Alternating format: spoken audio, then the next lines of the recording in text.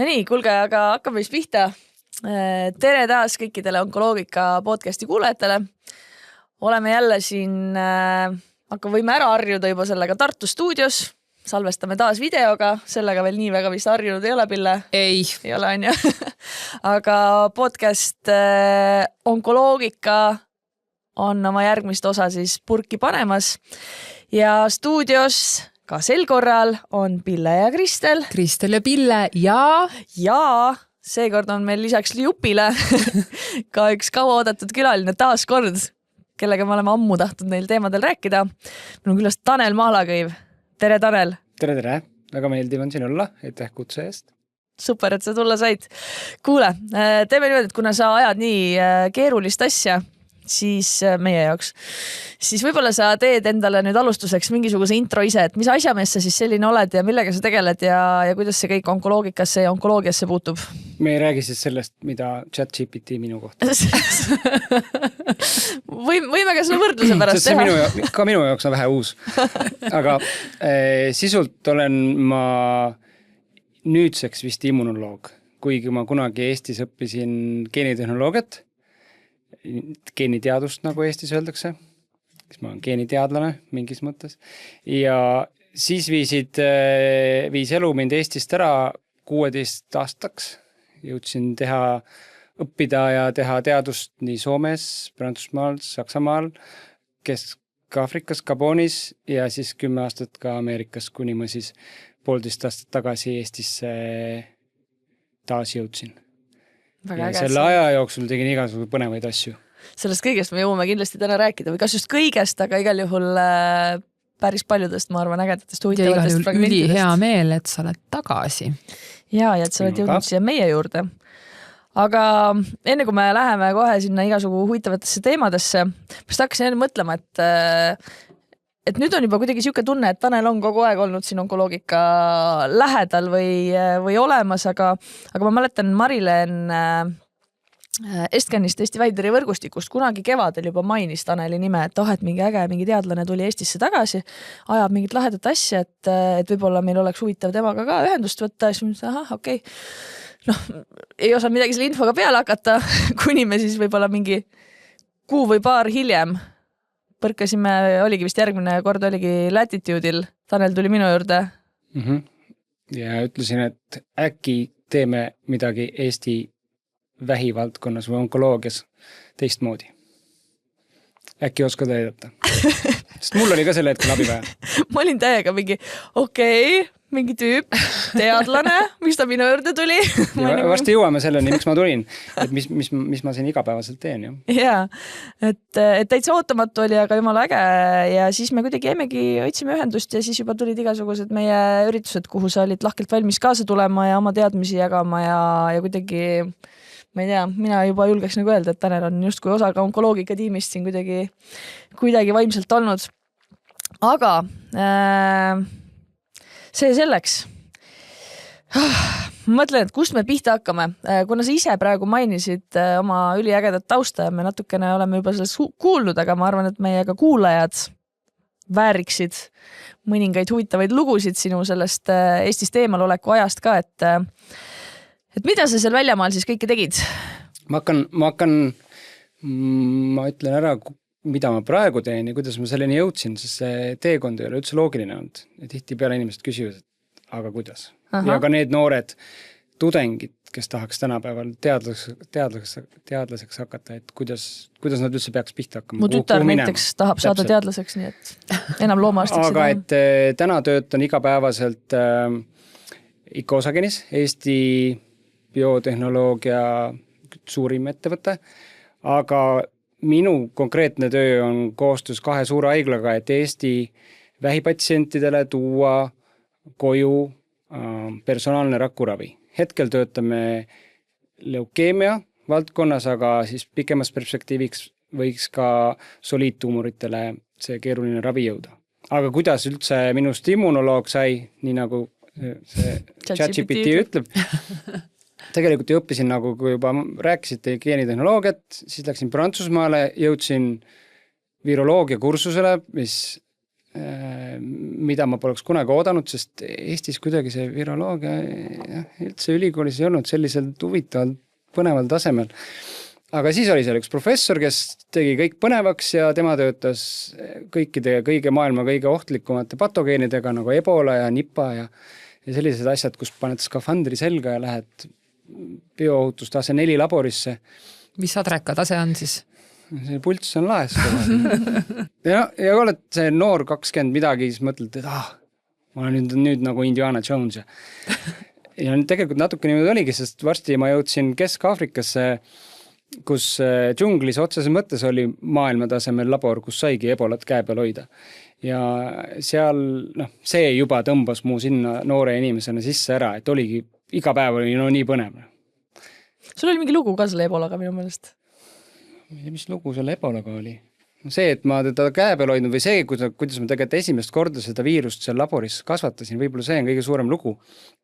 Sest et kui läänemaailmas nendel inimestel, kes selles kõrge ohutasemel ka laboris töötavad, tehakse psühholoogilisi teste ja uuritakse perekonda ja see on ikkagi risk, eks ole. Nõukogude Liit arendas seda kui biorelva, siis seal Aafrikas oli, et öeldi, et mine kasvata viirust ja nii ma läksingi. Esimene kord näidati nagu karjaloomi. Jah, kostüüm seljas või see skafander seljas, esimene kord näidati ette, teine kord läksid juba üksinda.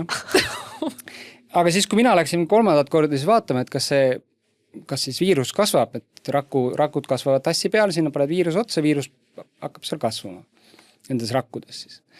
Aga siis oli just täikese torm üle käinud ja kogu see labor jooksis ainult varu selle elektri peal. Polnud ei valgust, polnud seda air conditioningi, jahutust.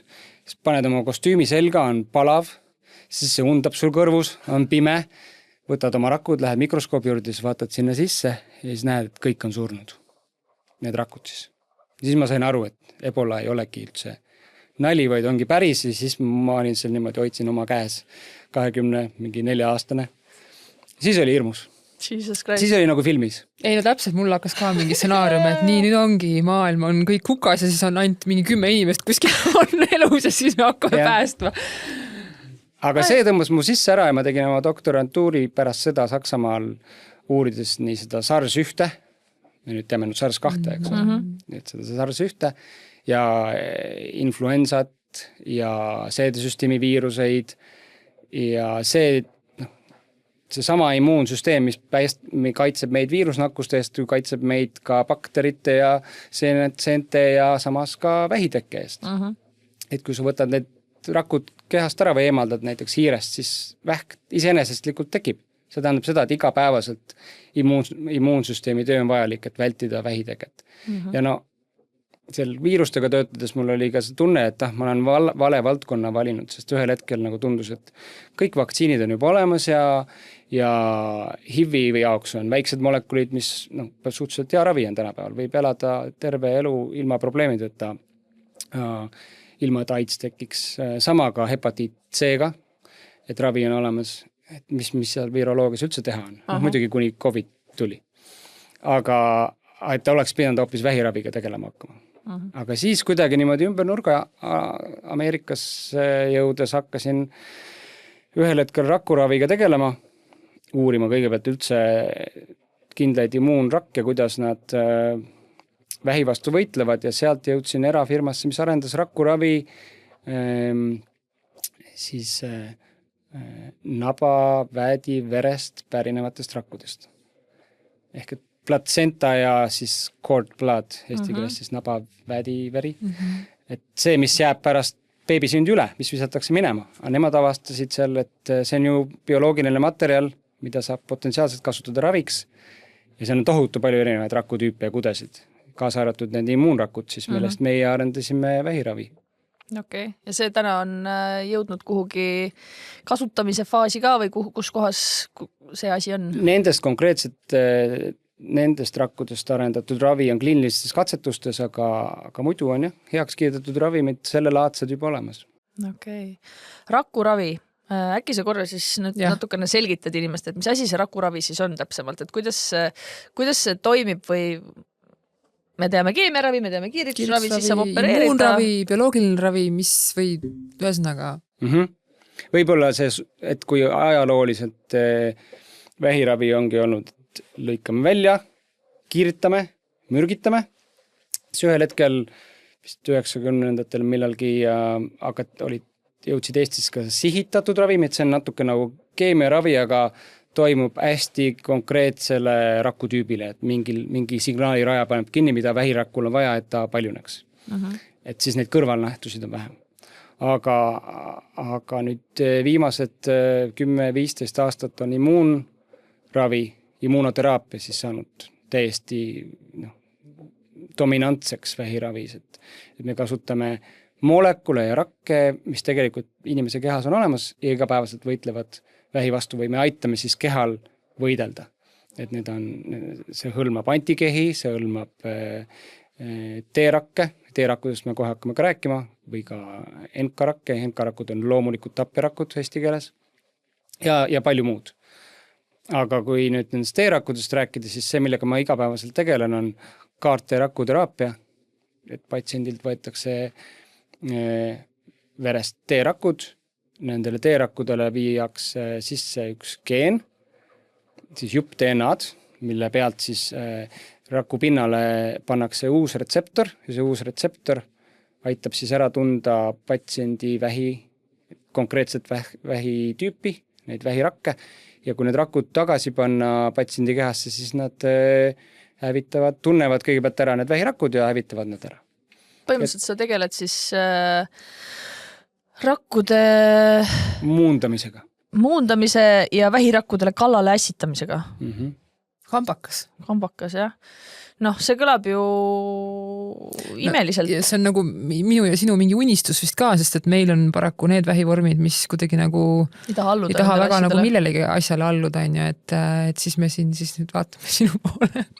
Sest nii palju, kui aga vaata, mõtlengi, et erinevat tüüpi on seda immuunravi ka on ju olemas, et seda ju täna tegelikult ka Eesti patsiendid ju saavad. Ja. Et mis nüüd teeb selle täna sinu juures arenduses oleva ravimi kuidagi veel nagu täpsemaks või see ongi see personaalselt selle inimese rakkudega seotus? Ja, et kui antikeha ravimid on haiglas kättesaadavad erineva vähiindikatsiooni korral, siis rakkuravi Eestis kättesaadav ei ole. Seni veel kõik rakkuravimid, mis maailmas on heaks kiidetud nii Euroopas kui Ameerikas, on personaalsed rakkuravimid. See holy grail, kuidas eesti keeles öeldakse? Püha graal on, et rakkuravim oleks ka tegelikult universaalne. Et ta oleks riiulist võtta ja kohe saaks manustada. Aga me ei saa, nagu te teate ka näiteks organi siirdamisel tekib äratõuke reaktsioon, eks ole, sama tekib ka rakkudega, et ühe inimese rakke päris niisama lihtsalt teise inimesse panna ei saa.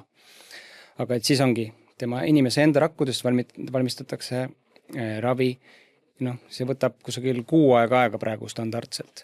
Neid võimekusi on maailmas ikkagi, kuna see kõik on väga uus, võimekusi on suhteliselt vähe. Need võimekused just Eestile on täiesti uudsed.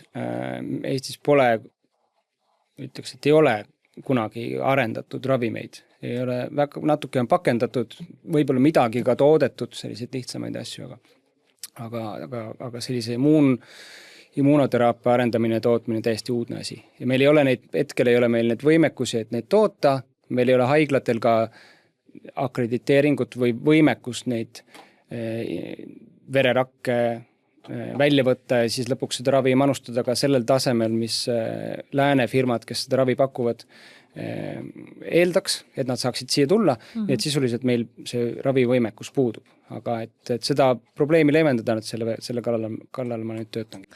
Ehk siis põhimõtteliselt see, et te seda ravi siin välja töötate, loob ka eeldused selleks, et tegelikult ka mujal teised ravimid saaksid tulla Eestis, mis sarnastel põhimõtetel või sarnaseid tingimusi ja oskusi vajavad? Jaa, absoluutselt.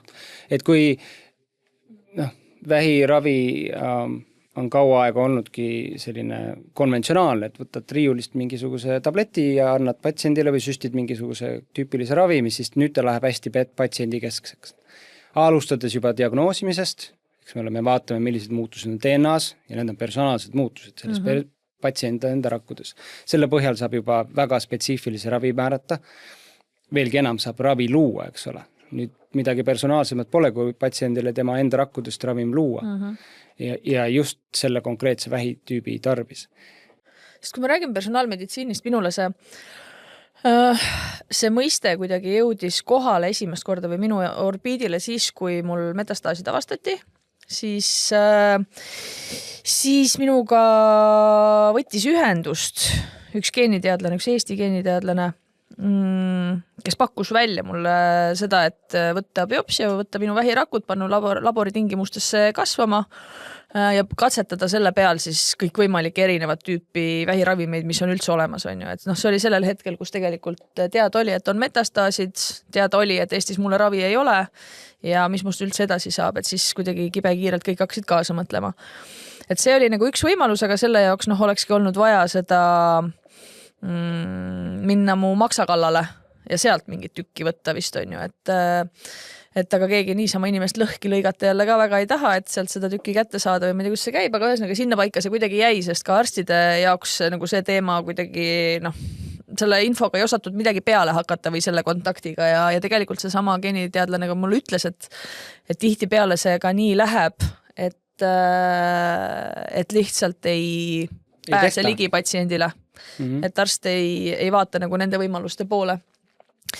Et ma ei osanudki tollel hetkel sellega midagi peale hakata, aga ma arvan, et jälle, kui mul nagu seda ravivõimalust poleks tekkinud, et ma oleksin läinud sinna rohkem edasi kaevama, et see oli see koht, kus personaalmeditsiin kui mõiste kuidagi minule seostuski sellega, et võetakse minu rakud, midagi minu küljest, uuritakse seda, vaadatakse, kuidas see vähk just minu puhul käitub ja selle põhjal siis leitakse sobiv ravim, on ju. Aga personaalmeditsiin täna Eestis vähiravi kontekstis, kui palju seda personaalsust täna üldse on või kas sa oskad, Tanel, seda kuidagi avada või mis me teeme üldse selles vallas? Ma arvan, et kui me Eestis ütleme personaalmeditsiin, siis enamus inimesed mõtlevad selle all just geneetilist aspekti. Seda, et määrata, millised mutatsioonid on kehas toimunud, milline mutatsioon käivitab siis selle raku paljunemise, aga sinna see enam-vähem jääb, et sellisele diagnostilisele tasemele. Jah, mina teadlasena, ma ei ole arst, ütlen kohe ära, ideaalis näen seda, et meditsiin oleks personaalne, et seal oleks see teaduslik aspekt sees, mina võtaks kohe selle biopsia, viiks selle laborisse, paneks need rakud kasvama, vaataks, kas ma esiteks saan kasvatada välja need tuumorrakud, sest et biopsiat võttes tulevad ka head normaalsed rakud kaasa, mis tegelikult hakkavad ka tihtipeale kasvama. Olen seda mõningate patsientide materjaliga Ameerikas teinud, seal see suhtumine hoopis teine. Et alates juba arstist või haiglast, et see lähenemine on palju teaduslikum. Et ei ole selline, ma võib-olla olen liiga ülikriitiline, aga et tihtipeale arsti töö on, et viid diagnoosi kokku ravimeetodiga või ravimiga. Kas sa suudad siis need õiged ühendused luua, eks ole? Aga sel hetkel, kui sul on kõik ära ühendatud ja mingi haigus on vasakus tulbas, aga paremas ei ole ravimeetodid, sa ei saa seda joont tõmmata, siis see sinna nagu justkui jääkski, eks ole. Aga ei tohiks jääda. See on see koht, kus arst peab ütlema, nii, nüüd on meil plaan, me läheme selle teadlase juurde ja teeme temaga koos, vaatame, mis teha annab. Ja need rakke saab võtta välja, neid saab kasvatada, nende peal saab screenida väikesi molekule ja need sellised librarisid või raamatukogusid tohutult palju ju. Just erinevad kemoteraapia on näiteks molekulid vaadata, mis paneb raku paljunemise kinni või viib selle vähiraku surmani või samamoodi antikeharavimit hästi kiire katsetada just katseklaasis, inimesest sa ei saa sellist katset teha. Aga ka ise katsetasin just rakuravimeid samamoodi, et patsiendilt kehaõnest pärinevad tuumorrakud pandi kasvama ja sinna peale siis viskad ühe või teise või kolmanda ja vaatad, mis töötab. Ja vastavalt sellele saab siis määrata ju patsiendile ravi. Et ideaalis see nii võiks käia. Aga ma mõtlengi, et kui nüüd patsient teab, et see tükike temast on kuskil säilitatud, siis mis need edasised võimalused on? Ja samas ongi see, et kes selle eest ka nagu maksab. Jah, see vist ei ole täna väga meie tervishoiusüsteemi selline päris osa, on ju. Kus see tasu on alati keeruline. See tasu või mis see maksab, võiks tulla sellest, et meil kaasatud on ülikoolid, meil on teadlased, kellel on huvi, siis maksab selle kinni ka teatud mõttes see grant näiteks teaduslikus osas, et me tahame ju teada või kuidas mingit teatud vähiravi luua, saada aru, kuidas need vähirakud paljunevad, miks nad paljunevad, see on ju teadustöö juba, aga see teadustöö toob kasu sellele konkreetsele patsiendile potentsiaalselt. Mitte alati, aga ma arvan, et peaks proovima.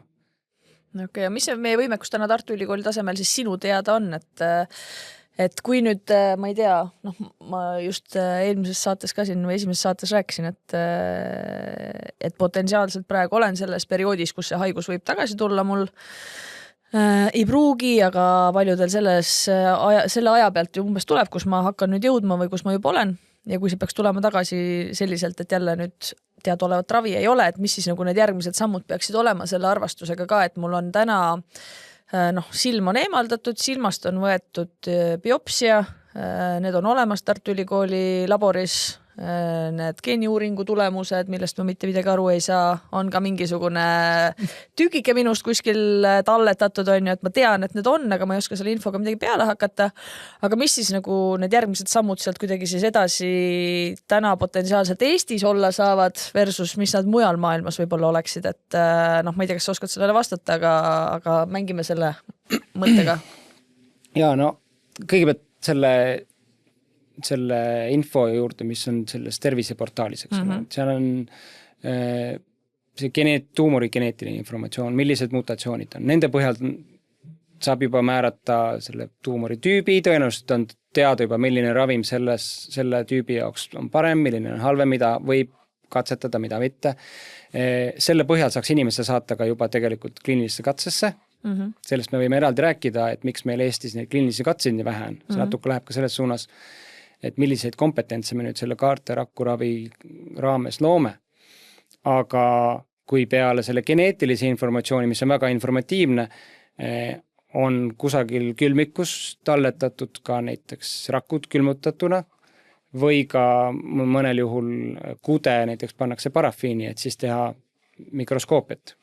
Siis sa saad ka molekulaarsel tasemel värvida teatud vähimarkereid, see annab sulle aru saama, mida just väga spetsiifilise ravimiga sihtida, näiteks siis antikehaga või ka millist rakkuravi luua.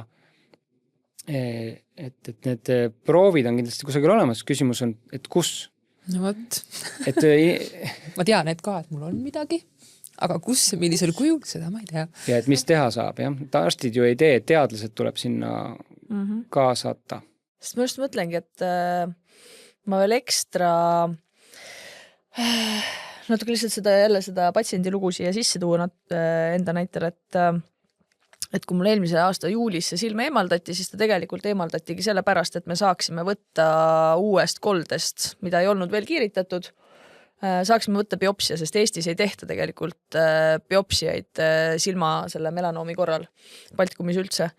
USAs selleks, et üldse raviga edasi minna või ravi määrata, biopsia on kohustuslik, et seal on ka jälle need omad plussid ja miinused, et alles üks mingi välismaa patsient kirjutas mulle pikalt oma hirmudest seoses selle biopsiaga, aga see selleks, et aga kuna see võimalus tekkis, vaatamata kiiritusele tuli uus kolle silma, siis mu enda ettepanek oli see, et aga võtame selle silma ära, et see on minu jaoks väike kaotus arvestusega, et ma tean, et mul on väga agressiivne vähk, millel on vähe ravi. Et pigem ma tahakski, et nagu võtame nüüd sellest, mida me võtta saame, et meil oleks võimalikult palju informatsiooni, kuidas mind võimalikult kaua elus hoida.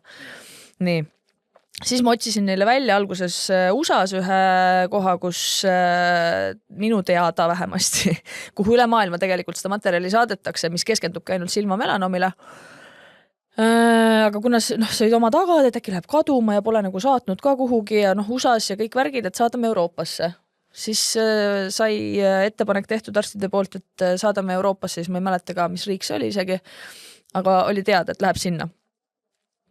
Ja siis jällegi, kuna seda kogemust väga ei olnud, et seda silma nüüd kuskil nagu põhimõtteliselt, kuidas me saadame ta üldse nagu, mismoodi see käib, äkki Liverpoolis, see oli veel nagu Euroopa Liidust väljaspool ka, et äkki jääb tolli kinni ja mingid siuksed hirmud olid seal selle ümber.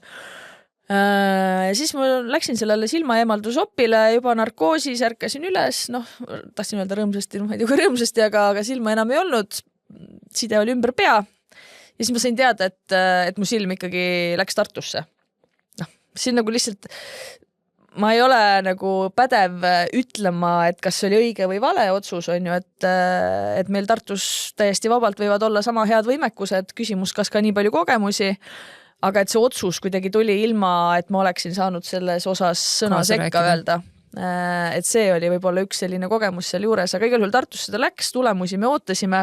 Ühel hetkel tuli see pikk jada juttu, mille ma sulle ka edasi saatsin ühel hetkel, millest ma ise midagi aru ei saanud.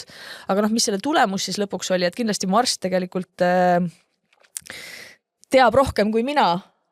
Aga see, mida mina patsiendina tegelikult siis kõige selle taustal teada sain, on see, et kõik võimalikud tulemused, mis sealt tulid, osa näitab kõrget riski, osa näitab madalat riski.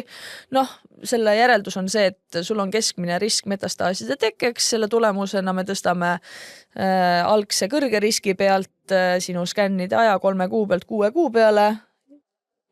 Ja järgmine kord, kui skänn oli mul juba see metastaseerunud vähk, on ju. Et see oli nagu see case, aga kõik see muu, mis seal kirjas on, millest sa ka räägid, et mis mutatsioonid ja mis ravi võiks sobida ja kuidas edasi, et nagu see mind nagu natukene nagu kriibib, et nagu ma tahaks ka patsiendina aru saada, et mis me siis teada saime selle silma ohverdamise arvel, sest ma nägin selle silmaga 100%, mul ei olnud mingit probleeme, on ju. Ma ütlen otsa, mind ka kriibib. Mind kriibib see, et võetakse mingi proov, aga see nagu ei kasutata maksimaalselt ära. Meil tegelikult võib-olla isegi ei ole asi võimekuste puudumises või tahtes kinni tihti peale, aga see rahaliselt ka, et saab teha ka palju, mis ei maksa nii palju. Et need koeproovid ju võiks säilitada külmutatuna või muus vormis, mis pakuks hiljem ma loodan, et on ikka alles kuskil. Mingisuguseid arendusvõimalusi või siis diagnostilisi võimekusi. Me nüüd kõik koputame siis ikkagi tuksele ja küsime, kus nad on. Peaks uurima, et kas nad on kuskil ja kus nad on ja teine asi lihtsalt, et see kuidagi nagu võib-olla see jälle sa ei näe, mis toimub ka kuskil nende otsustajate peas tegelikult, et seal taustal võibki väga vabalt olla see, et arstil tegelikult on rohkem infot ja kuna see esimene raviliin ikkagi nüüd Rootsis oli mul olemas, et siis me jõuame nende andmete ja teema juurde tagasi, kui selleks tekib vajadus, et lihtsalt patsient, on ka teisi patsiente, kellega on vaja tegeleda. Aga mulle endale jälle hästi meeldib kuidagi see, et mida ma ju ka tegin kevadel kohe oli see, et ma uurisin välja enne, kui see tavaliselt käiku läheb, kas see Kimtrak, mis on see esimese ringi ravi minu puhul, kas ma sellele geneetiliselt kvalifitseerun. Et ma juba sain varakult ilma metastaasita teada, et see ravi mulle ei sobi, nii et kui metastaasid tulid, siis tegelikult me enam ei pidanud raiskama aega selle peale. Et praegu ma tahaks jälle nagu sarnaselt tegutseda, et kui praegu on stabiilne, ma olen vaimselt nagu oluliselt paremas kohas kui siis, kui mul on tulnud metastaaside mingi litakas, et ma praegu saaks seda aega kasutada selleks, et järgmist sammu vajadusel ette mõelda, koguda infot, et kui on vaja uuesti ravima hakata, siis tegelikult on juba mingisugune plaan, on ju. Et kuidas selleni jõuda või kuidas nagu mujal see asi on korraldatud või... Ja ma arvan, et Eesti probleem on see, et me olime nii väikesed. Et kui Ameerikas või kui Euroopas suuremates riikides ongi keskused, eks ole, et sul on silmamelan, nagu sa mainisid, et kas Liverpoolis oli labor, mis keskendub silmamelanoomile, eks ole, või oli Ameerikas. See oli USAs, jah. USAs. No võtta, Eestis ei ole ju sellist asja. Palju tahta ka muidugi. Aga et kui üldse neid proove kuhugi saata, siis saata keskusesse, kui et jätta siia kuhugi, kus seda kompetentsi ei ole, midagi sellega teha, eks ole. Et ma arvan, et see võimalus tuleks kõigepealt leida, et see on kasulik sellele keskusele, kes saab selle lisaproovi, saaks seda edasi uurida ja lõpuks selle patsiendile ka samamoodi kasu. Sellest, kui see proov siia ja midagi ei tehta, ei ole üldse kellelegi mingit tolku. See oli ka minu mõttekäik seal taustal, et kuna ma ka nägin neid pöördumisi, mis ka läbi selle silmamelanoomi community tegelikult tulid, et iga selline uus koeproov või isegi nagu mingisugune materjal teadlastele töötamiseks on ju aitaks luua ka uusi ravimeid ja leida meile lahendusi, et miks ka tunduks hästi loogiline. Ja see sarkoomiga on täpselt sama, mille puhul ka tegelikult on see ravimite portfell on kaunis ahtake. Ja sinul on ju ka... Harikaigus ikkagi on tituleeritud, jah. Ja tehtud ju ka biopsia on ju. Ja selles mõttes, et see kuskil on mingi reaalne füüsiline kolle või keha ka veel alles nii-öelda siis säilitatuna. Kuidas ta säilitatuna on, seda ma ei tea. Ja ma võin näite tuua, et kui me et igapäevane see suurem osa energiast läheb mul konkreetselt selle või siis, et leukeemia lümfoomi kaarte rakkuravimi loomiseks Eestis, eks ole. Et see ei ole päris, et me seda siin leiutame, me pigem paneme selle ratta kokku, mis on juba mujal leiutatud, aga neid osi Eestis ei ole. Ei ole ka seda nii-öelda tehast, kus seda rattast võib kokku panna.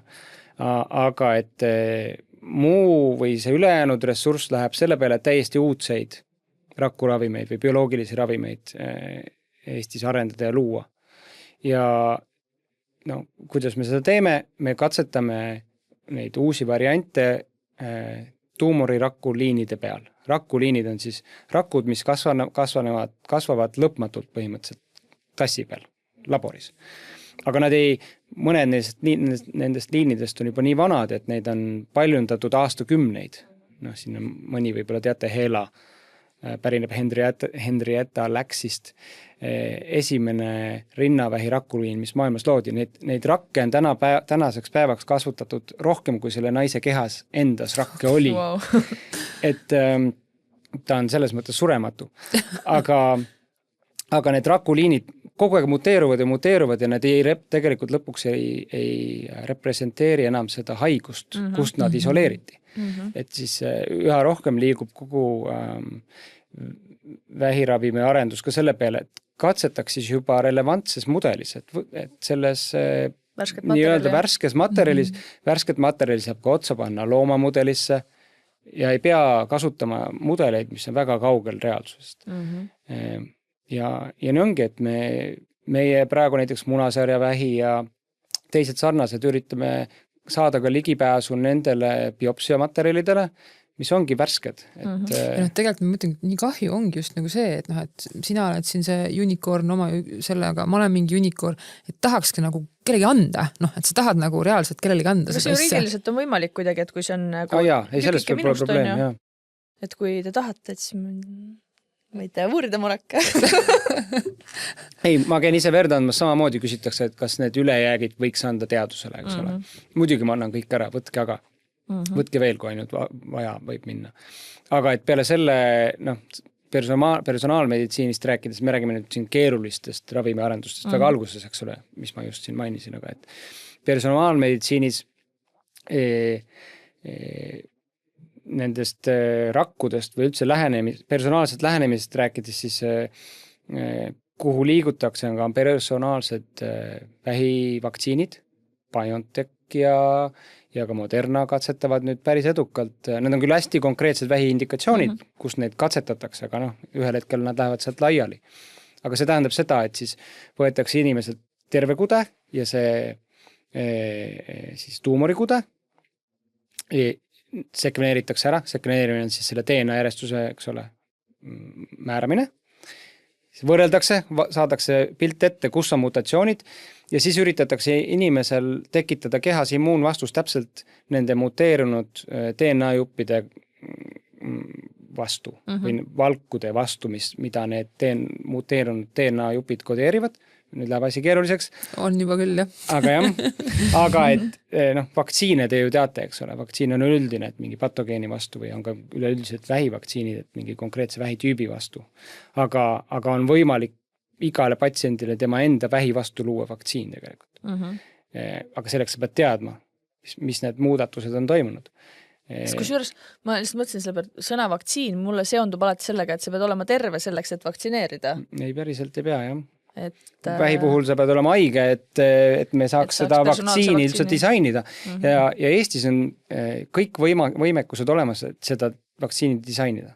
Meil on vaja võtta see materjal, määrata DNA järjestused, meie see geenivaramu igapäevaselt teeb ju seda, et öelda teile, et teil on, ma ei tea, kõrge kofeiini talumatus. Või kui palju meis on neandertallast. Täpselt. Aga see minu personaalarvamus on see, et neid 10 miljoneid, mis on aastate jooksul läinud, võiks kasutada kuidagi mõistlikumalt. Et rakendaks selle ressursi näiteks personaalse vähivaktsiini loomisele. Nii, aga mille taha see siis jääb? Kas ei ole inimesi, keda see huvitaks? Kas selleks ei ole raha? Või nagu, miks me siis ei tee seda? Raha on ju maailmas lõputult. See oska leida raha. Kuidas seda kasutada? Mina arvan, et meie see tulevikku vaadates kogu meditsiin liigub personaalse lähenemise suunas ja Eestil on vaja hakata ka selle jaoks ressurssi rakendama. et muidu me jääme täiesti maha ja selle kaarterakuravi loomisel meie saime ühel hetkel aru 1,5 aastat tagasi, et 2 haiglat ei koosaga, et kui me ise seda ei tee siin mitte keegi seda. Et välismaa suured farmafirmad siia ei tule, turg on nii väike, meie patsiendipopulatsioonid on nii väiksed. Ei ole mõtet, eks ole. Ja ma sellest ei ole rääkinud, et palju näiteks see kaarterakuravi väljastpoolt sisse ostus maksaks 500,000 doos. Et 3 last on Eestist läinud Soome, on vist 3 tänaseks päevaks, verevähiravimit saama. Nende rakud seal võetakse Soomes välja, külmutatakse ära, saadetakse Ameerikasse, kus valmistatakse see rakuravi, külmutatakse need rakud maha, saadetakse tagasi ja siis toimub manustamine. Ja see kõik kokku on 500,000 eurot. Meie siin Eestis, kui me need võimekused loome, siis see materjalide kulu ja töökulu ja natuke veel elektrit ja muud kraami läheb kokku umbes 100,000.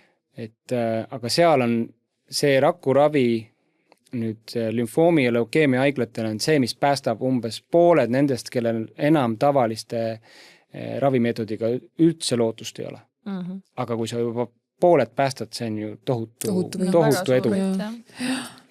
Et nüüd, kui neid rakuravimeid hakati 2017 ja esimesed kiideti heaks, rakendati neid ainult siis nendel väga rasketel või lõppjärgus olevad olnud patsientidel, siis saadi aru, et see töötab nii hästi, et me peaks juba varem katsetama ja siis varem, et ennem oli 4.-5. liin, nüüd on juba müeloomi korral, kui on teatud väga high risk patient, siis juba katsetatakse esimese liinina. Ei olegi üldse mingit kemoteraapiat enam, vaid kohe rakuravi. See on ka jälle sama, mida me oleme tegelikult hästi palju arutanud, et on see nii-öelda see esimese ringi ravimid tegelikult, mis need laksud kõik, mis sa pead kätte saama, on ju, et siis jõuda mingi sellise et selleks hetkeks, kui sa jõuad nagu hea ravimini, siis su organism on nii ära vätsutatud, juba immuunsus on juba nii maas. Ja see on tõesti paradoksaalne lähenemine. Sest ma ise jälle, minu hüpotees ei ole tõenduspõhine väide. Miks jälle see ka Rootsi ravi mind ikkagi nagu, miks mul oli 100% ravi vastus või miks see mind aitas, on see, et see oli esimene asi, mida ma sain. Mul ei olnud seal mitte midagi enne all, et nagu üks tegur seal juures, ma arvan, tõenäoliselt oli muid määrajaid ka, aga oli see, et tegelikult ma olin ikkagi nagu toi. Ja mina sain keemiaravimit esimese laksuga, mis on aastast pärit 1974. 74 isegi hästi. Paljud molekulid, mis ikka veel kasutusel on, arendati välja nagu retside kõrvaltoimetega, nagu väga retside kõrvaltoimetega. Ja tegelikult need kõrvaltoimed ongi, mida immunoteraapiatel on ka kõrvaltoimed, aga umbes nii nagu vaktsiinil, et vaktsiinil käsi valutab. Minu jaoks, mina kunagi ei vaata sellele, et see on kõrvaltoime. See, et sul käsi varus valutab, võib-olla natuke uimane väike palevik, see näitab seda, et see vaktsiin ju töötab. Ta on aktiveerinud immuunsüsteemi. Ja paljud kõrvalnahud immuunoteraapiate korral on ka just immuunsüsteemi aktiveerumisega seotud, et see sama rakuravi, kui ta hakkab ära tundma neid vähirakke, siis tekib immuunvastus hästi kõva ja see palavik ja tsütokiinitorm, umbes nii nagu COVID-il ajal oli. Et seda peab manageerima, aga see on paratamatu nii-öelda. Et see peab hindama, et neid häid ja halbu külgi. Igal ravimil on omad võib-olla sellised kõrvalnähud, aga nad ei ole nii tõsised kui kemoteraapia molekulidel. Et hästi lihtne näide, leukeemia patsient, pediaatriline näiteks laps. Need, kes saavad kemoteraapiat, nendel sekundaarse vähiteke tõuseb umbes kuni 6 korda. Tänu ainult sellele, et ta on saanud kemoteraapiat. Kui me paneme immunoteraapia või selle kaarte rakuravi sellel patsiendil, siis tal ei ole selliseid pikaajalisi tagajärgi. Teatud tagajärjed on, aga need on palju kergemad. Manageeritavad. Et kogu valdkond liigub selles suunas, täiesti uudsed lähenemised, vähem kõrvalnähtusid ja võib-olla on küll keerulisem, aga see tulem on ka ikkagi päris palju parem. Aga just selleks, et need Eestis võimaldada, on meil vaja luua laborid, koolitada inimesi, muuta seda suhtumist, et ei saa. Aga nüüd see, mida sina üritad siin nüüd luua, kuidas meil kõrval on Lätid, Leedud? Seal ei ole mitte midagi sellist? See on hea küsimus. Kuidas ma Eesti ametnikele ja poliitikutele seda lugu räägin, et Leedus juba on 2,5 aastat on. Me oleme nii palju maha jäänud. Päriselt? jah, et kui Soome on palju jõukam riik, ostab selle ravimi sisse, nad küll loovad enda võimekusi ka, aga nad senimaani on selle ravimi sisse ostnud, siis Leedu taipas koheselt ja Leedus on võib-olla ka see taust olnud vähe teine, et nõukogude ajal juba oli seal ravimitööstus ja biotehnoloogiatööstus. Sealt võib-olla olid teatud kompetentsid, arusaamad, aga nende haigla loob praegu Vilniuses ise rakuravi. Praeguseks keemiolümfoomi patsiente on umbes 50, kes selle on kätte saanud. Tulem on ülihea, isegi natukene kõrgem kui kommertsiaalsete ravimite korral, need kallid 500,000. Läti seda ei tee, Läti vaatab ka natukene nagu meie suunas, et kui meil peaks tekkima võimekus, äkki nende patsient saaks ka siia tulla, kui meil on seda võimekust üle. Jah, sest üleüldse me olengi nüüd ju vaadanud viimasel ajal ka katsunud aru saada jälle, tohutud uurijad, et kuidas meil üldse nende innovaatiliste ravimitega on, kui kättesaadavad nad Eestis on, mis meid takistab siis riigina neid kuidagi kiiremini patsientide juurde toomast ja nii edasi, et üks ots on tõesti seal see, ütleme, ma ei tea, Tervisekassa enda eelarve ja kuidas me raha kasutame kuni sinnamaani, et milliseid diile õnnestub ravimifirmadega teha ja kui palju millegi eest küsitakse ja nii edasi. Ja kõik need toredad protsessid, aga nagu üleüldises, nagu suures plaanis ma saangi aru, et me alles mõned aastad tagasi võrreldes nende enda lähinaabritega olime nagu üsna heas kohas, aga viimaste aastatega oleme me ikka kolinal kuskile jalgu jäänud nagu viimastele arengutele, et vähemalt seda onkoloogide selts nagu oma teadmiste kohaselt jagas viimati, et me kuuleme siin nendest samadest mingitest kingitud elu case'idest, eile just Toivoga rääkisime, Täravsuuga, ta ütles ka, et Eestis ju kõik patsiendid, kes nagu vajavad ravi, mida Tervisekassa ei rahasta vähikontekstis, seda ravi saavad, aga et meil nagu ühtpidi nagu ei olegi seda probleemi, sest fond katab selle puuduolev osa ära, aga küsimus ongi, et kas see peaks nagu nii olema? No see on jabur ju, ma võin hästi lihtsa näite tuua, et kui rakuravi ja need 3 last, kes on Eestist välja läinud, et vähihäirete lapsevanemate liit on maksnud tihti peale kinni ravi, et 500,000 doos, aga et kui me hakkasime kogu seda rakuravi siin püsti panema, me tegime arvutused, et palju see maksma läheb. Ja seal on instrumente 1 miljoni eest, siis on vaja labor ehitada 500,000 ja veel tööprotsessid ja kõik püsti panna, et selline 2-3 miljonit, aga kui see ravi sisse osta 6 patsiendile, on see 3 miljonit eurot. Et 6 patsiendi ravirahaga me saaksime panna Eestis püsti infrastruktuuri, tegelikult isegi vähem, aga infrastruktuuri, mis aastate jooksul võimaldaks seda sama ravi pakkuda 5 korda väiksema hinnaga. Jabur. Et see matemaatika on tegelikult nii lihtne, see on alkoholi matemaatika, mida ma olengi rääkinud poliitikutele, ametnikele, aga nemad väga midagi ei tee. No me vaatame tihtipeale ka uudsete ravimite osas Tervisekassa poole, aga Tervisekassa ei ole ju ravimi arendaja. Ta ei saa ka maksta ravimi arendamise eest või sellise keerulise protsessi püstipaneku eest, et see summa või see võimekus peab tekkima kusagilt mujalt. Tervisekassa võib-olla lõpuks maksab selle protseduuri nagu kulud kinni. Aga võimekused peavad looma haiglad, peab looma võib-olla riik. Sest see oli ka mu küsimus, et üks asi ongi see, et me saame kuskilt tuua mingisuguse ravimi sisse, nii et see on Eestis kättesaadav, selle eest Tervisekassa maksab, aga jälle juba jään enda näitel rääkida, aga et tänapäeval ei olegi ju ainult küsimus mingis konkreetses preparaadis, vaid just selles tehnoloogias ja selles nendes ka nagu kuidas seda ravi tehakse, et minu puhul ka ei olnud mitte see keemiapreparaat ise midagi uudset, vaid see viis, kuidas seda mulle manustati ja selleks, et seda saaks ka Eestis teha, on vaja võtta vastu otsus, et see on mõistlik, on vaja personal välja koolitada, on vaja hankida vahendid ja siis seda teha, on ju. Aga kuna harvikhaigus, siis Eestis neid juhtumeid, millal seda tegelikult kasutada vaja on üsna harva. Aga samas Rootsiga võrreldes, on suurem riik küll, samas üle maailma lendab sinna kohale täna patsient ja seda ravi saama, mille eest nad maksavad. Et ma olen selle nagu tuules mõelnud ka, et kui palju üldse meie haiglad ja nagu see teadusvaldkond on toonud sisse mingid sellised tehnoloogiad, mis on uudsed ja mille pärast ka võib-olla selline tervishoiuturism vähiravi kontekstis võiks Eestisse tulla ja ka mingisugust raha siia juurde tuua. Et kas see on üldse mingi teema või ma lihtsalt mõtlen siin kuidagi kapitalistlikult? Ma arvan, et selle peale mõtelda ikka tasub, et nii nagu ka lätlased meile või Läti onkoloogid on öelnud, et kui meil oleks võimekus rakkuravi pakkuda leukeemia lümfoomi patsientidele, nemad hea meelega saadaks oma patsiendi siia. Meie nüüd loome seda ravi haiglaerandi kontekstis, mis on üks juriidiline viis, kuidas veel mitte heaks kiidetud ravi patsiendini viia, aga see selleks, see ravim ei tohi selle põhjal liikuda üle piiri, aga patsient võib küll tulla. Selles mõttes jah, see nii-öelda ravimiturism võiks täitsa pädeda ka selliste uudsete ravimite korral, aga selleks tuleb luua need võimekused siia kõigepealt, jah.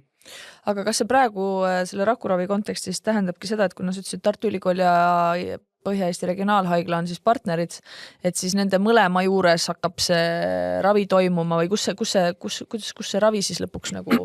No praegu me tegeleme või ehitame, renoveerime PERHis Põhja-Eesti Regionaalhaiglas endisi apteegiruume selleks, et seal saaks toota väga puhastes tingimustes seda personaalset rakuravi keeruliste instrumentide peal.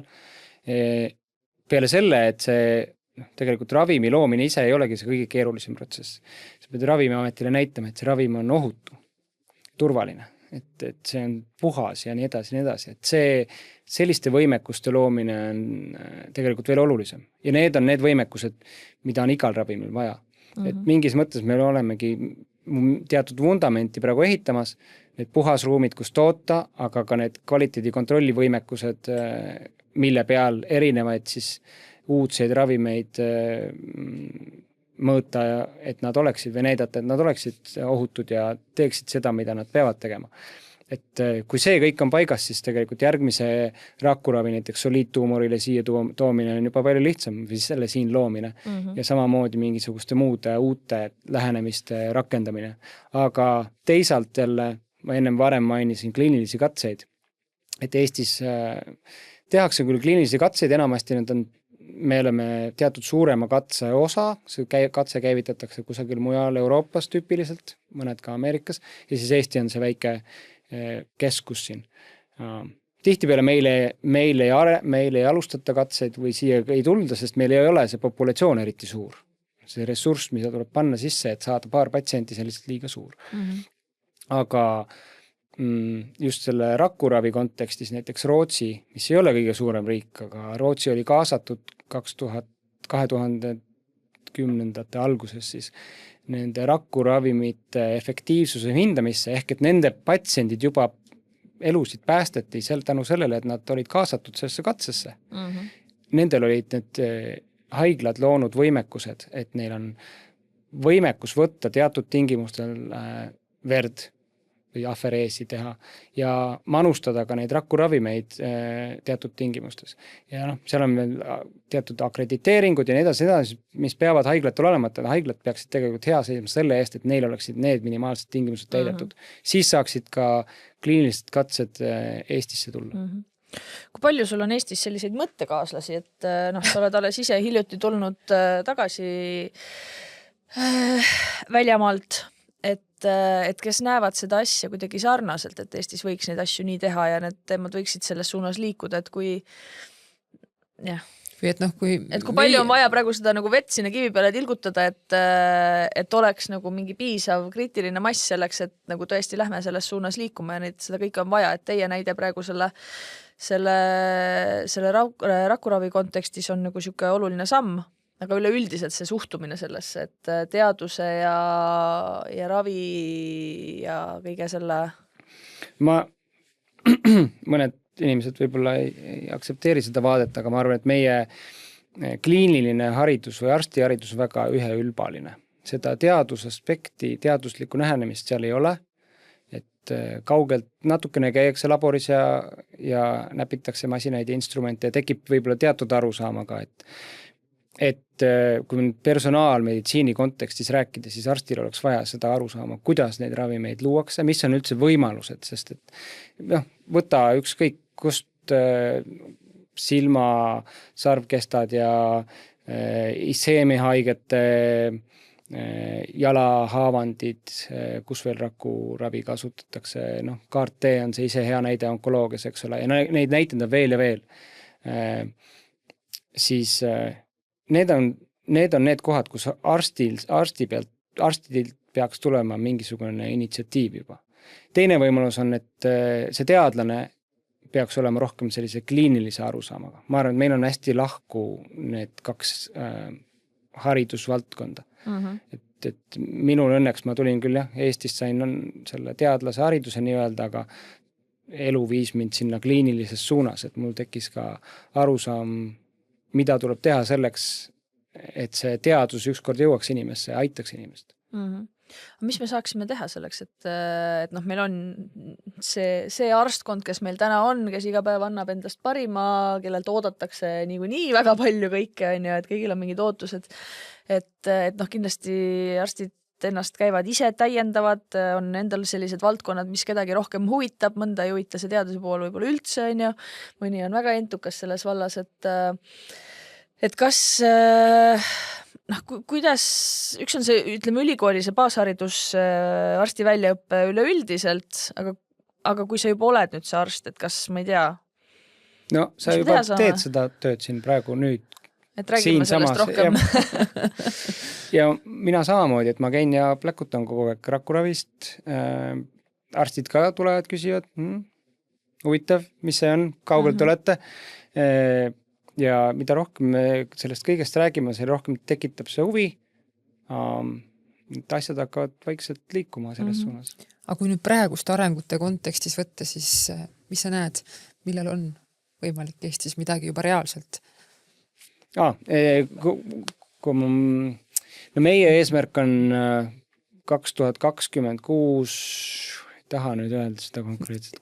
Ütle. Aga 2020 järgmise aasta keskel kusagil võiks ju esimene Eesti patsient saada rakuravi. Eesti leukeemia või lümfoomi patsient, kui kõik läheb hästi. Aga see rakuravi tähendab seda, et ta saabki selle ühe doosi? Ta saab selle see ühest doosist peaks piisama. Sa muudad inimese immuunsüsteemi rakke niimoodi, et nad hakkavad ära tundma seda vähki ja hoiavad selle vähitekke ära. Või ideaaljuhul hävitavadki ühe korraga ära kõik vähirakud ja see tagasi ei tule. Paralleelselt me töötame ju ikka osagenis selles suunas, et teistele, näiteks soliidtuumoritele, ma mainisin siin ennem munasarja vähki ja mingid selliseid, et me sooviks ka seda rakuravi viia nendes suundades. Ja et kui me oleme selle juba siin paika saanud, siis võib-olla selleks ajaks on ka mujalt maailmast, eks ole, uued rakuravimid jõudnud kas läbi kliiniliste katsetuste või katsetustesse ja võib-olla saaks ka Eesti haiglaid, kuna me loome siin labori, kus seda siin toota, me saaks ka liituda kliinilise katsega, kus me toodame selles katses vaja minevale patsiendile seda rakuravi. Mis iganes indikatsioon see siis juba ei ole. Et meil on sellised vestlused ka käimas. Aga see rakuravi on ikkagi nagu case by case või selles mõttes, et nagu kui meil muidu on vaata, et see süsteemne ravi, et ta saab nii seda keemiat kui kiiritust kui kõike seda veel seda immuunravi kõrvale, et see rakuravi lähebki ainult nii-öelda rakuravipõhiselt või seal kõrval on ikkagi kõigepealt hakkab ikka see paar liini tuleb läbi käia keemiaravi nendel vereväi patsientidel, et siis kolmandas liinis saada seda rakuravi. Aga ma räägin hoopis millestki lahedast. Tavai. Mul on paar tudengid, kes teevad laboris tööd selle eesmärgiga, et rakuravi saaks ka ajalooks.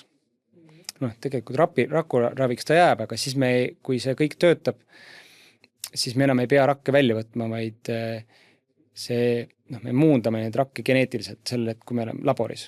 Ja selleks me kasutame viirusvektorit.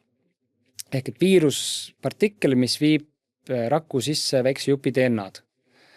Me tahaksime, et see viirus saaks süstitud inimesse kehasse ja rakke selleks välja võtma ei peaks. Siis enam ei ole tegu ka personaalse nii-öelda raviga, siis see ravim olekski see viirusvektor, see, mis muundab neid rakke. Ja sel aastal läksid esimesed patsiendid katsetustesse üle maailma, kus need on üksikud patsiendid, aga nende puhul on näha juba, et see teraapia tundub olevat ohutu, seal neid ohutuse aspekte muidugi tuleb hinnata järgmise 10 aasta jooksul. Aga näib, et see on edukas. Mitte ainult ka vähipatsientidel, vaid ka nendel patsientidel, kellel on autoimmuunhaigused, kus antikehad mängivad rolli. Et kui me saame maha tõmmata need B-rakud, see antikeha tootvad rakud, mis on siis toodavad autoantikehasid näiteks luupuse ja hulgi skleroosi patsientides, mis haigust tekitavad, siis need sümptomid mitte ainult me ei leevenda sümptomeid, me ravimegi need patsiendid terveks. Teeme immuunsüsteemile nii-öelda reseti. Et see rakuravi ei ole mitte ainult vähivaldkonnas huvitav, vaid ka muudes autoimmuun see on valdkondades. Igavese elu eliksiiri avastamine. Aga just, et kui see hakkab niimoodi olema, et me ei pea enam rakke välja võtma tagasi panema, siis see hinnalipik kukub tohutult. Me ei pea enam ootama 2-4 nädalat, et seda ravimit valmistada, vaid see ravim on riiulist võtta. Sel hetkel tuleb otsus, et me seda ravim sellele konkreetsele patsiendile manustame, siis ta saab selle koheselt kätte. Okay. Et sinna võiks jõuda, ma arvan, et vähemalt kliinilise katse raames mõningate aastate jooksul.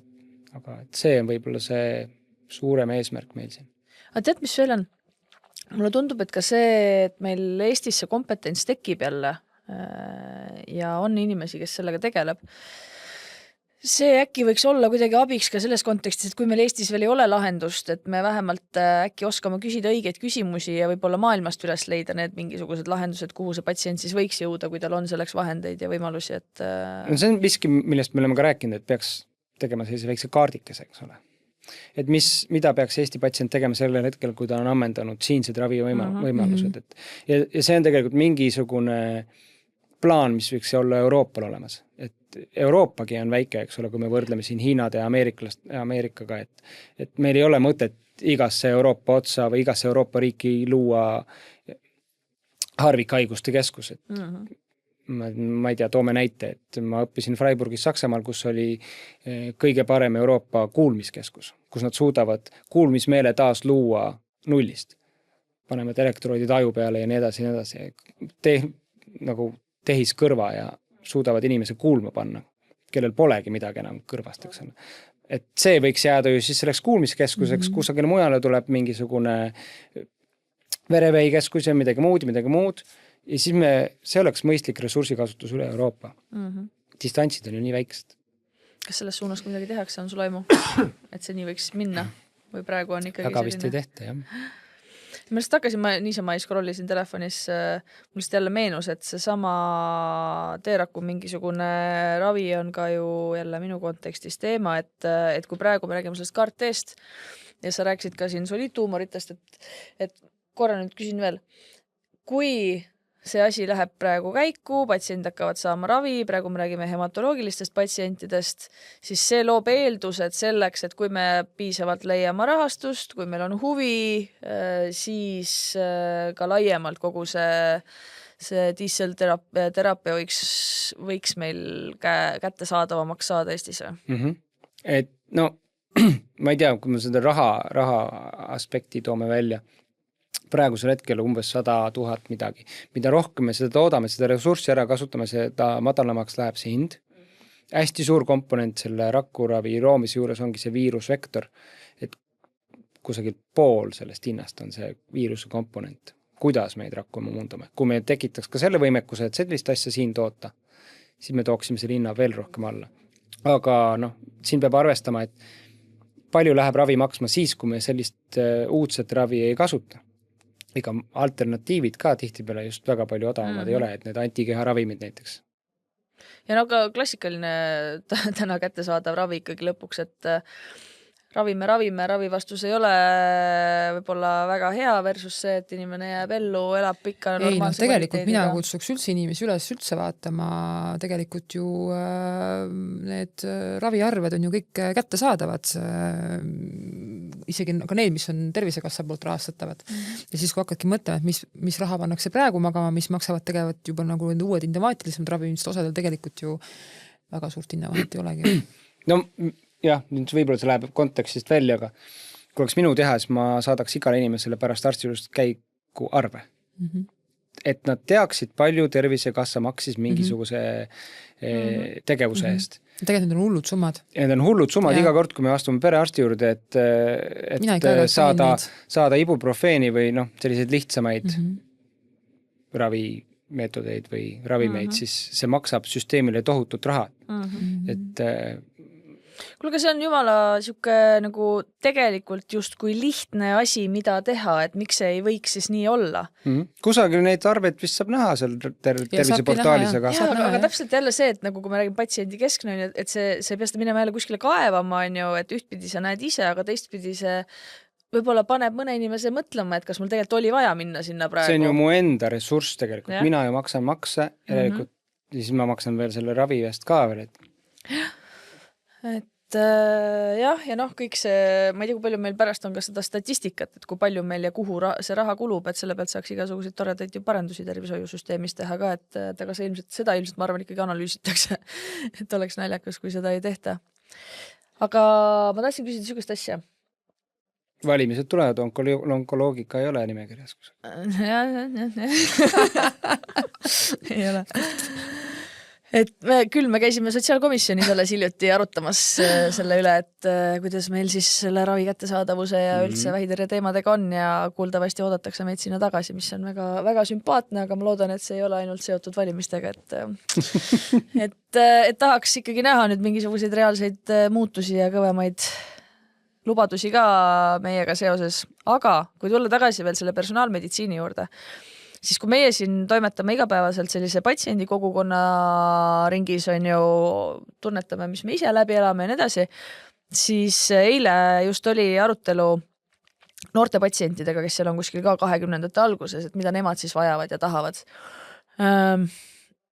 Ja tegelikult nagu nemad ei ole veel rääkima hakanud. Nad veel ei oska või võib-olla ei ole julgenud või ei ole võtnud kätte, et enda eest seista, aga tegelikult need küsimused, mis järjest nende nooremate ja uue generatsiooni patsientidega kaasa tulevad, seda rohkem hakatakse küsima personaalset lähenemist üleüldse ravis, et üks asi on personaalmeditsiin sellel tasemel, mis sina räägid, on ju, et me tahamegi, et meid ravitaks ikkagi ravimitega, mis on mõeldud selleks, mis meiega toimub, aga laiemalt personaalsus tervishoiusüsteemis, et ma arvan, et see läheb päris suure hooga siin järjest nagu intensiivsemaks, et me enam ei rahuldu võib-olla sellega, et võtad riiulist lihtsalt ühe asja ja paned. Ja kui on küsimus, miks just see, siis ma tahan öelda, on see, et üks asi on konkreetselt see personaalmeditsiin sellel tasandil, et kuidas me siin ravime, aga me tahame üldse personaalseid lahendusi, patsiendi keskset tervishoidu, et üldse vaadataks meid kui tervikut, et kuhu ma selle jutuga tahan jõuda, on ka see, et need toredad vähiravikeskused USAs näiteks, kus sul tehakse ühes majas teadustööd, kus see arst töötabki selle teadlasega kõrvuti, osaleb teinekord ise teadustöös, on ju, kus sul toimub vähiravi, kus on ka kogu see palliatiivi pool, mis puudutab täiendravi, ja see kõik läheb ühte sellesse nii-öelda faili kirja, et patsient on saanud seda, me toetame teda nüüd toitumise ja liikumisega selle poole alt, on ju, siis tal on vaimse tervise osas see teema. Tema eripära on veel ka see, et tal on näiteks, ma ei tea, mingisugune posttraumaatiline mingisugune häire on ju, või et tal on autism või ATH või mis iganes, et kõik need sellised nagu aspektid inimesest võetakse siis kuidagi arvesse ka selleks, et kuidas ta tuleb selle vähiravi kontekstis toime.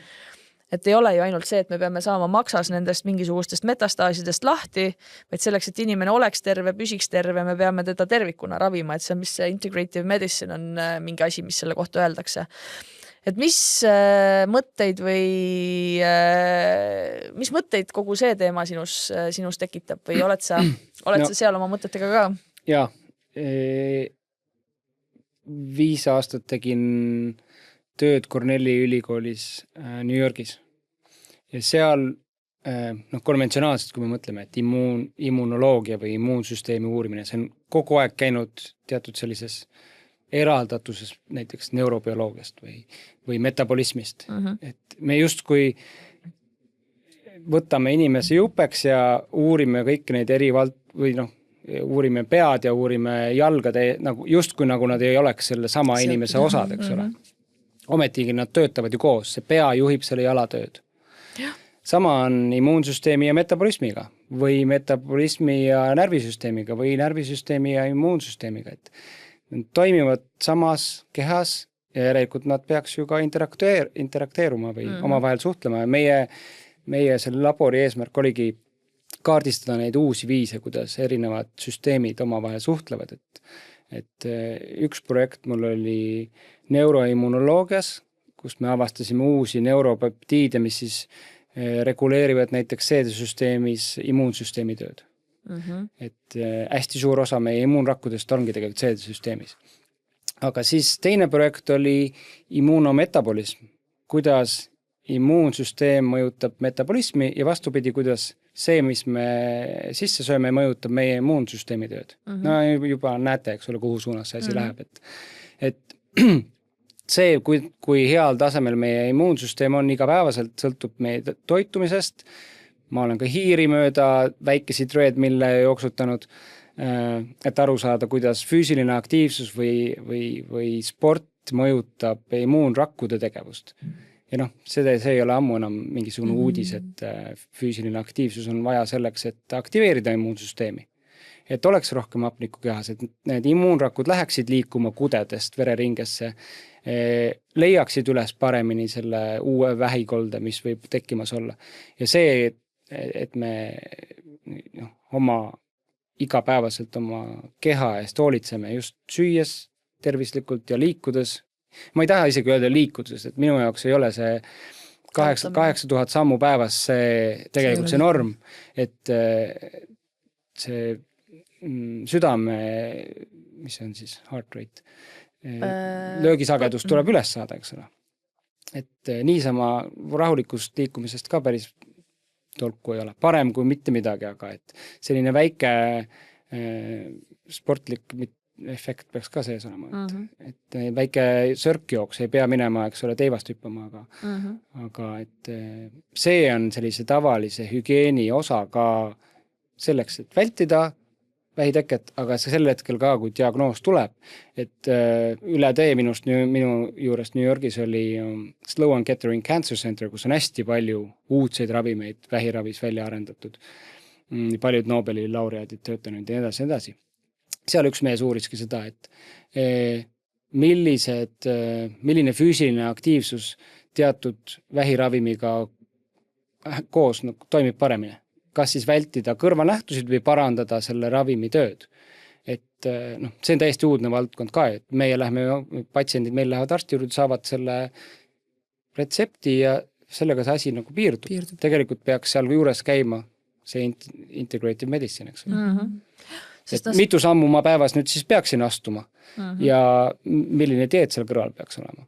Et see peaks olema selle retsepti osa. Ja see on see pool, millest jälle me jõuame ikka siia tagasi, et ka see patsient täna ikkagi sellistes meie ealistes ja nooremate seas väga puudust tunneb ja ilmselt ka võib-olla vanemate seas. Et kui sa oma diagnoosi saad, siis need samad küsimused tulevad. Jah, alustuseks võib-olla seetõttu, et mida ma ise teha saan, et ma ei taha ise abitult lihtsalt nagu olla ravi sihtmärk, on ju, vaid tahaks ka kuidagi ennast toetada.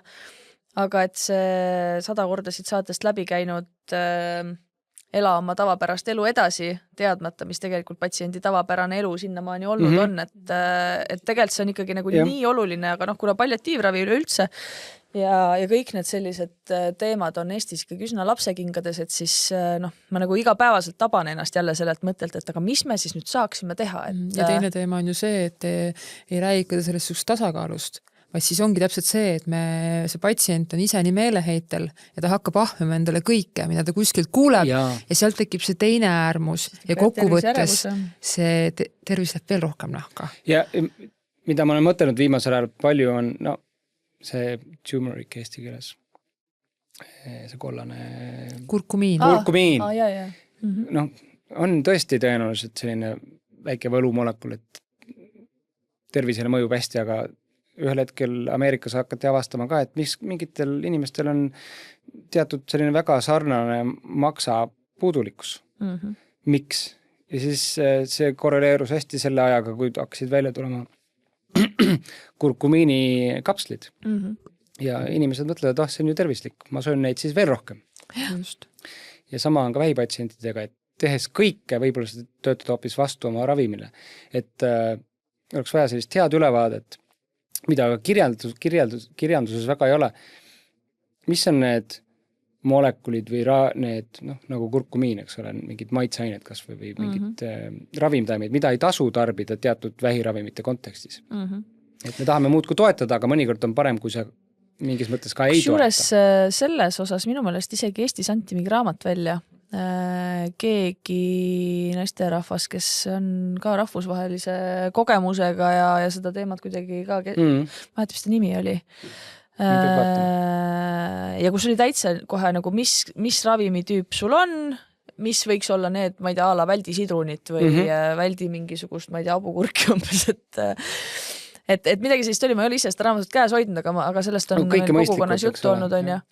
Aga lihtsalt, et mulle tundubki, et me lähemegi jälle nendesse, tahaks midagi teha, sellest räägitakse rahvusvahelises kirjanduses ja meedias tegelikult ju palju juba on ju, et inimene ikkagi on üks tervik, et me ei saa ainult ühte osa ravida ja et meil nagu kõik on ikkagi omavahel sõltuvuses, et mul ka, ma ei tea, tundus, et tohutu köha on, kurk on valus, mõtlesin, et okei, külmetushaigus, üle ei lähe. Lõpuks Hiina meditsiiniarst ütles, et kuule, sul neeruenergia on nüüd nagu seisma jäänud, on ju, mõtlesin, et okei, kurk, neerud ei tundu loogiline. Ja siis jõudsime kuidagi selleni, et aga tegelikult on maa happelisus hoopis, on ju. Ja neerupealsed hakkavad mõjutama seda, mis su maos happega toimub. Neerupealsete töö saab häirituna siis, kui sul on palju stressi, on ju.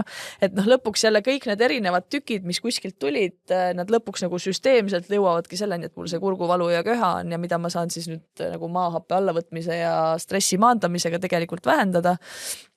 Aga lihtsalt see on nagu mingi mitte midagi aru ei saa. Ja, aga seda äärmustesse kukkumist, see on ikka onkopatsientides on nagu ikka massis. Aga mida meil on vaja, ongi see, et meil oleks olemas inimesed, kes päriselt siis suudaksid anda neid samu nõuandeid, et sinu case on praegu see, sa oled oma raviteekonnal selles kohas, su organism on sellises nagu olekus praegu, et mis sulle siis sobib ja ei sobi ja liikumine täpselt samamoodi selle osana. Ja teine teema on see, et eks ju, see on meil küll mingi teise saate teema, aga et ongi, et need hästi radikaalsed ravid ja tegelikult sellest lümfisüsteemi terviklikkusest ju ka ei räägita meil üldse, et need inimesed ei jää meil kuskil jälgimisele või tursete hindamisele, et see on ka hästi siuke juba järgmine teema. Et üleüldse personaalsed lahendused, kuidas me nüüd omadega siia jõudsime, on see, et personaalmeditsiin väga mitmel tasandil on tegelikult, ma arvan, see tulevik ja ma ise lihtsalt väga usun sellesse, et kui me vaatame ka inimest tervikuna, et siis ikkagi on võimalik paljusid haigusi ennetada ja ka ravile paremaid vastuseid saada. Aga mis on siis, ma tean, sa oled ise ka kõva spordimees nüüd välja arvatud, ma saan aru siin viimased paar kuud, kus on tulnud rohkem teha paberitööd. Et mis on sinu võib-olla sellised enda praktikad või ka, ma ei tea, tõenduspõhised teadmised, mis siis on see nagu õige trenni viis, kui tahad vähki vältida või sellest terveks saada? Ma arvan, minu pealt ei tasu näiteid võtta vist, et ma teen natuke kõike liiga palju. Aga et võiks ise ka rahulikult võtta. Aga jah, selline normaalne füüsiline aktiivsus. Tegelikult kunagi, kui ma jooksma hakkasin, kusjuures juhtus ka, kui ma Aafrikas elasin, siis lugesin mingisugust jooksmise raamatut. Ma ei ole kunagi mingisugune eriline sportlane olnud, et mingil hetkel tekkis see tunne, et läheks prooviks ja jäin jooksma, aga siis ka uurisin raamatutest, et kuidas see siis täpselt käib. Tundub nagu lihtne jooksmine, aga tegelikult päris nii ka ei ole. Aga siis soovitati, et hea rütm on see, kui sa saad oma jooksupartneriga tegelikult vestelda samal ajal, ilma et sul täitsa see hing paelaga kaelas oleks. Tihtipeale me üritame pärast tööd või enne tööd hästi kiiresti oma trennid ära teha ja hästi intensiivselt. Seda ei ole kellelgi vaja tegelikult. Et selline normaalne rahulik sörk on juba päris hästi, et kui ma nüüd ma kolisin hiljuti Eestisse tagasi, et minu jaoks on väga positiivne see, et igasugu jooksugruppe, rattasõidugruppe, treeninguvõimalusi on tohutult palju ju. Ja inimestele ju meeldib see, et teeme asju koos. Noh, kui ma kas või nüüd näite toon, Tallinnas Kopli Sörk näiteks, üks uus jooksuklubi, mis tekkis ja nüüd on juba üle Eesti laiali läinud. Või rattagrupid, need Momod ja Havaid ja nii edasi, et nad teevad väga mõistlikul tasemel nagu ma ei taha öelda sport kõlab nagu teivashüpe, aga füüsiline aktiivsus. Aga kas sellel on tõepõhi all nüüd, et intervalltreening ja jõutreening on kaks olulist sellist formaati, mis võiks vähipatsienti toetada? On sul mingid andmeid selle kohta? Ma ise olen mingeid asju leidnud. No see pulsi sagedus üles saada, eks ole, on aeroobne ja anaeroobne. Aeroobsega sa saad oma pulsisageduse üles, see on hea, see paneb vere ringi käima, kudedest lähevad immuunrakud liikuma, lümf läheb liikuma tegelikult samamoodi, eks ole, me ei räägi ainult vereringest, aga ka lümfist. See jõutrenn on natuke teine, anaeroobne, tõstad raskeid asju, lihased arenevad. Ma seda väga teha ei viitsi, raskeid asju tõsta. Aga vahepeal teen ka. Aga jah, kõike mõistlikul tasemel. Sest kui lümfist rääkida, siis jälle, kellel on aias batuudid näiteks lastel, siis batuudil hüppamine pidi olema ka tegelikult jälle selle lümfi kontekstis väga-väga hea selline lihtne viis, kas või, ma ei tea, 5 minutit kuskil mingi istuva tegevuse vahele vahepeal hüpata. Mul on kodus toas on siuke väike batuud ka, et kui väljas ei kannata hüpata. Et aga kas või hüppad seal 5 minutit, jupi tuleb ka, mul vaatab, hüppab natukene ja siis lähed tagasi arvuti taha edasi nokitsema ja tegelikult on kohe nagu, mõistus on ka teravam. Ja absoluutselt, see keha on ju loodud liikuma lihtsalt meie see modernne elu paneb meid tooli ja diivanile ja autosse ja üks, mis sa veel ütlesid enne, et võib-olla nagu praktiline asi, mis mu enda jaoks oli kuidagi uus, olles ikkagi terve elu mingit tüüpi liikumisega või trenniga tegelenud, et kuskilt maalt läks asi selliseks, et sa terve päeva olid täiesti nagu mingisuguses töövoos, on ju, koosolekult koosolekule istusid ja siis võtsidki õhtul ette, nii, nüüd ma lähen teen trenni, teen kohe korralikult, intensiivselt, et sa tahad selle ühe korraga kuidagi kogu päeva aktiivsuse ära teha. Aga tegelikult see ei ole ju see lahendus, kuidas keha tahab toimida. Et just need pigem väikesed liikumisamsud päeva jooksul on ju see, mis on meil oluliselt omasem kuidagi. Et see oli minu jaoks kuidagi siuke nagu uus taipamine, et pigem jaga päeva peale ja kas või käi nagu mingi 10 minuti kaupa, tee natukene midagi vahepeal, kui see, et sa siis korra tõmbad vere ninast välja õhtul ja siis mõtled, et nüüd on mul teatab kell iga tund vist või iga poole tunni tagant, et kuule, tõuse püsti ja mine tee väike tiir. Ja selle asemel, et ma ei võta lifte ka tavaliselt, ma lähen trepist. Meil on sama, ma väga trepiusku. Väga trepikad. No vot siis, aga mina ei tea, Tanel, mina arvan, et me võiksime siis nüüd võtta suuna sinnamaani, et kui sul see... Poliitikasse. et kui see praegune projekt sul nüüd käima saab ja inimesed hakkavad ravi saama, et siis sinna otsa tõmbame nüüd selle integratiivse vähiravikeskuse loomise Eestisse, kus siis on käsikäes teadus, ravi, toetav ravi, kõik see jõuab ilusti kokku. Ja inimene kui tervik ja kõik pooled on ju, et... Seda me unistame. Seda unistavad hästi paljud patsiendid, see teema jõuab meie... Ja tegelikult mitte kõik patsiendid, tundub, et tegelikult ka osa juba arstidest ka. Nii, et see tegelikult on päris palju läbi käinud erinevatest vestlustest. Kes ikka tahab olla osa konveierist, eks ole, et see võiks olla ju... Aga kusjuures mingi aeg oli siin see arutelu, et keegi tahtis teha mingit erakat üldse, ka vähiravikeskuse kontekstis midagi sellega juhtus, aga ma ei mäleta, mis... Et aga see on juba liiga suur uus Pandora laegas, mida ma arvan siia selle saate lõppu avada. Tanel, kuidas me siis kokku võtame? Me oleme väga õnnelikud, et oled jõudnud tagasi Eestisse, tood siia. Kuidagi öeldakse selle kohta isegi. Üks on see ajude väljavool, aga see nagu... See oli mingi kampaania kunagi ammu. Jah, talendid koju. Talendid koju. Üks on selgelt tagasi tulnud. Tanelid koju, jah. Ei, kodus on hea olla. Ja sa oled peaasjalikult Tartus praegu, on ju? Tallinna Tartu vahet, jah. Nii nüüd natuke üha rohkem Tallinnasse just selle rakuravikeskuse ehituse või arenemisega seal. Aga Tartu kliinikum ka mingil hetkel varsti saab oma võimekused üles ja siis võiks see juba 2 kohta laiali liikuda ja nagu me rääkisime, et see verevähk on ainult algus. No võt.